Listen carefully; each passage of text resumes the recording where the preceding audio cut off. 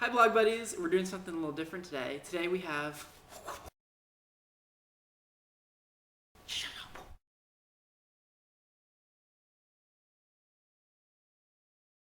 Well, I think when you learn to truly love and accept yourself for the internals, the externals, like the money, the car, the house, the title, those things become less important in your life.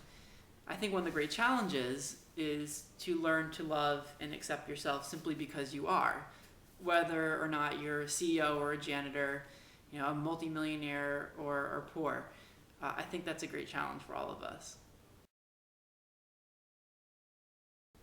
My grandfather, when I was little, would always give me $20 whenever he saw me. And when you're 5 years old and you get 20 bucks, like that's a lot of money. Actually, I still think it's a lot of money. But I used to think he was the richest person in the world because of it. And what he was doing was really teaching me a priceless lesson to be generous and to share your abundance with the people in your life. He always used to say that whatever you give away will come back to you tenfold.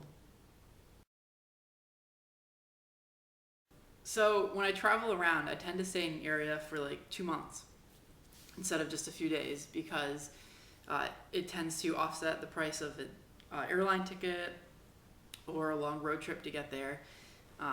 And instead of staying in a hotel, I'll stay in a apartment or I'll pick up someone's sublet. So that tends to make it a bit more manageable. And when I'm gone, I rent out my condo back in Rhode Island. So it seems to work out pretty well. I also think of creative ways to fund my trips. For example, I want to go to Australia in the near future. So I released a line of workout videos that people can check out. Shameless plug right here. That people can check out and download from my website. So my parents taught me that you should really live within your means, not at your means or beyond your means. So that means if you're making $50,000 a year, I think most people in the United States would live a $55,000 or $60,000 a year lifestyle with credit cards and homes that they might not be able to afford and car payments that are probably a bit too high.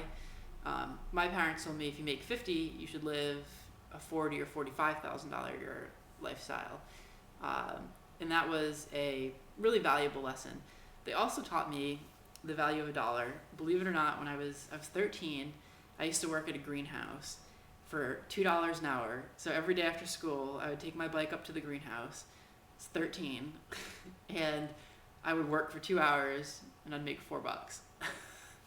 So when you're making $4 for a day's work, you learn pretty quickly the value of a dollar. So I do make money off of my blog traffic and YouTube videos. If someone clicks a link in my blog, I get a few cents. When people watch the videos, it tends to add up. It's not a lot of money, especially when you compare it to the amount of time, energy, and effort I put into my blog and my videos. But it certainly helps. Well, I think to some degree there's pressure on young gay men to wear designer labels and the $200 pair of jeans, and there's certainly an emphasis on high fashion, which I see, and it is what it is. Some people partake in it and some people don't.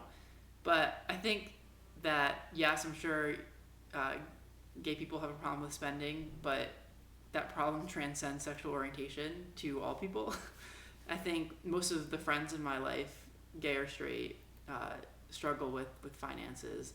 So it's certainly a problem that doesn't discriminate.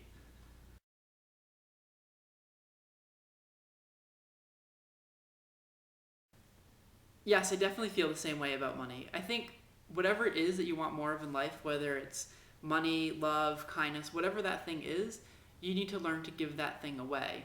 Um, it's like water. A good analogy would be if you hoard water, it becomes stagnant and stale and slimy and green.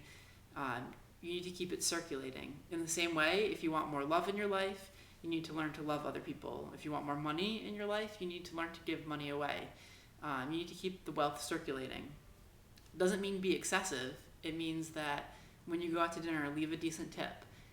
It means donating to charities. It means taking your friends out. In order to tap into the abundance, you need to learn to give it away and to keep it circulating, whatever that thing is for you.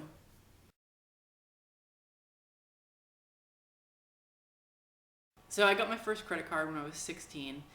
I never really had a problem with it. A lot of my friends, when they got their first credit cards, they would look at their credit limit, say it was $1,000. They would look at that $1,000 as a gift card, and they'd say, I have $1,000 to spend. I had a really good understanding of what that $1,000 meant and how much it would actually cost me to pay it back over time. So it never really appealed to me to go out and spend. I think a lot of it was self-taught, and my parents, of course, had a role in it too.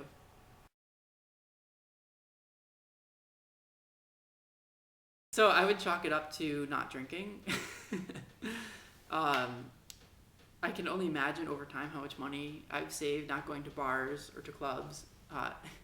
In all honesty, I mean, that's probably a part of it. But when I sit down and look at my finances, I decide, all right, I want to save X amount of dollars this month. And then I work backwards through the weeks and figuring out how much money I can spend and creating a budget and sticking to it. Over time, if you set, even if it's like $100 a month that you set aside, it adds up. And you push yourself. So maybe it's $100 this month, next month you can save $200. So just doing, a simple strategy like that, I was able to save up enough money for the down payment.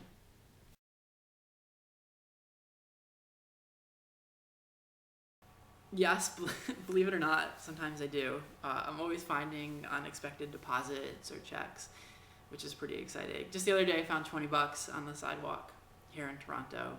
So I don't know, maybe it's just good karma. So those are my 10 money questions from Queercents.com. Check out Queercents and check out my blog too while you're at it. Peace out.